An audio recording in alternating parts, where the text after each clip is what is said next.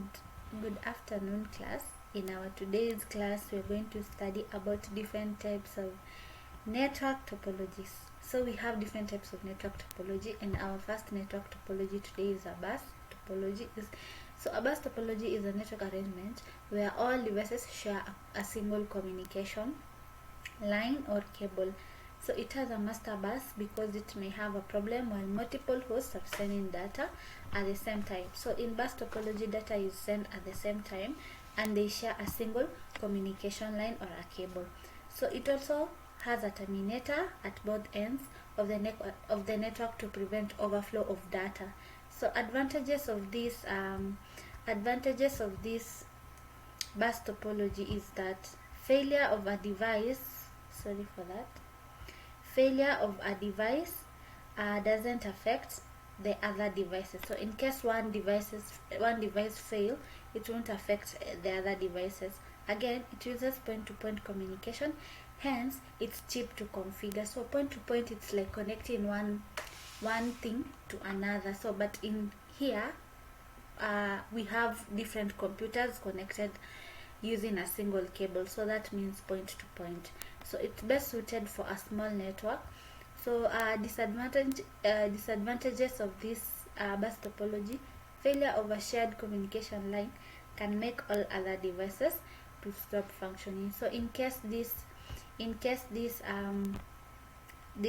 cable that this cable that is used for communication in this one, we've said in bus topology they share a single line or cable. So in case the single line or cable fails, the whole network will stop functioning. So in security, since all data being transferred can be accessed by all devices connected in the network. So each and every devices can access each other's information because they share a single communication line or a cable. So we go to the next one. The next topology, which is the star topology. So the star topology basically looks like a star. I'll show you a photo of a star topology. So in star topology, all hosts or devices are connected to a central device known as a hub using a client server connection. So in the star topology, the hub is the central point where communication takes place. So every communication between the host takes place through the hub only.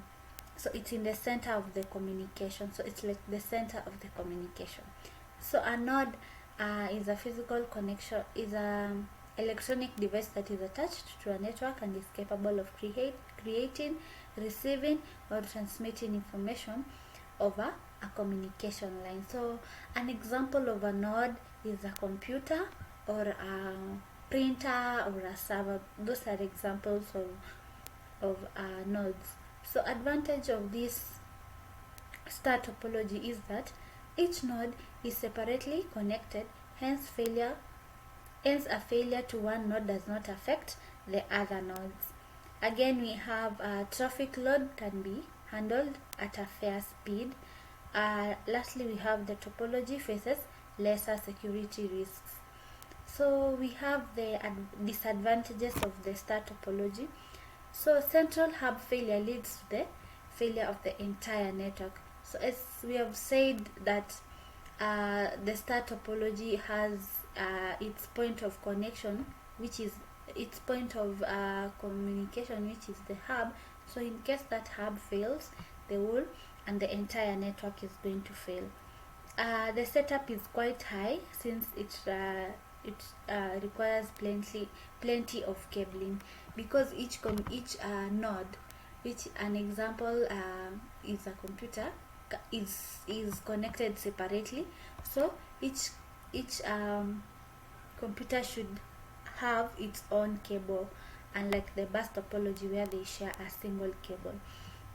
So we go to our next topology, which is a ring topology. This is a network arrangement where each host machine connects to exactly to other machines, creating a circular network. Just like a ring is circular. So here the nodes, which are the computers, printers, are connected in a circular manner or a circular structure. So advantages of this is equal access of resources, because they are connected to a circular structure, so they have a equal access of resources. Another one, there is no need of server control, since connectivity is among nodes. In star topology, we said that there is a hub. So here in ring topology, there is no need of using a hub for communication. So because they're connected in again in a circular structure, so reduces chances of data collision, as each node releases a data packet after receiving a token. So because this ring topology is in a circular structure, each node, which is a computer, releases a data packet, and that data packet is again sent to another computer in form of a token. Yeah. So disadvantage of this ring topology: failure of any host results to failure of the whole ring. So as we have said, this is something that is circular, and the computers are connected in each computer shares the same communication line in the circle or in the ring. So in case one computer fails, the data packet that you've said that is released by each node will not be forwarded to the next computer. So this will make the computer not to communicate, so the network will fail. So again, we have the mesh topology. So this is where a host is connected to multiple hosts and are connected using point-to-point connection. So we have types of mesh topology. The first type of mesh topology that we have is the full mesh. So all hosts have a point-to-point connection to every other host in the network, thus providing the most reliable network structure. Again, we have the partially mesh. Not all hosts have point-to-point connection to every other host. So advantages of this mesh topology is that each connection can carry its own data load. So that means that it does not depend on the other connection, like the previous topologies that we have done, the ring and the bus. So provides security and privacy. So information in one computer cannot be accessed by another computer. Disadvantages: because it's expensive. It's disadvantages: expensive, since bulky wiring is required, because one computer can be connected to different other computers, so a lot of cabling is required. Installation and configuration are difficult if the connectivity gets more. That means that you can have very many computers connected together. So if you don't know which computer and to connect to, in case you don't know the communication or which computer to connect the other two, it might be difficult for one to install or to connect the computers together to form a mesh topology. So lastly, we have the tree topology. It's also known as hierarchical, because it's from a top, like just the way a tree looks like. It starts from the top to the bottom. So it's a combination of both the star and the bus topology.